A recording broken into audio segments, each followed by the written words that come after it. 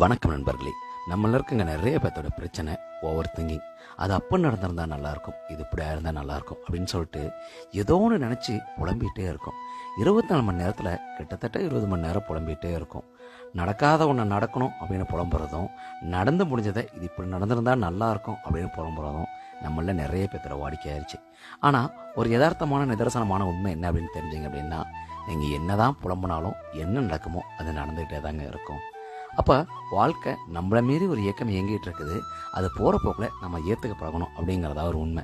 நம்மளால் முடிஞ்ச வரைக்கும் முயற்சி எடுத்து அதை நம்மளால் எந்த அளவுக்கு நம்மளோட உழைப்பை கொடுக்க முடியுமோ அதை நம்ம கொடுத்துக்கிட்டே இருக்கலாம்.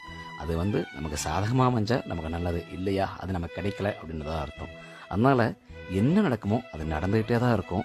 எதை பற்றியுமே கவலைப்படாமல் உங்களோட முயற்சியும் உழைப்பை மட்டும் தொடர்ந்து போட்டுகிட்டே இருங்க. எப்போவுமே மனது சந்தோஷமாக வச்சுக்கோங்க. தயவு செஞ்சு புலம்பாதீங்க. ஏன்னா ஒரு பானை குடத்தில், அதாவது பால் குடத்தில் ஒரு சொட்டு விஷம் கலந்த மாதிரி நம்மளோட புலம்பல் நம்ம வாழ்க்கையை வீணாக்கிறோம். தயவு செஞ்சு புலம்பாதீங்க. இந்த விஷயம் உங்களுக்கு ரொம்ப பிடிச்சிருக்கு அப்படின்னா மறக்காமல் கமெண்ட்டில் சொல்லிடுங்க. ரொம்ப பிடிச்சிருக்குன்னா மறக்காமல் கமெண்ட்டில் சொல்லிட்டு லைக் பண்ணி ஆதரவு கொடுங்க. அப்புறம்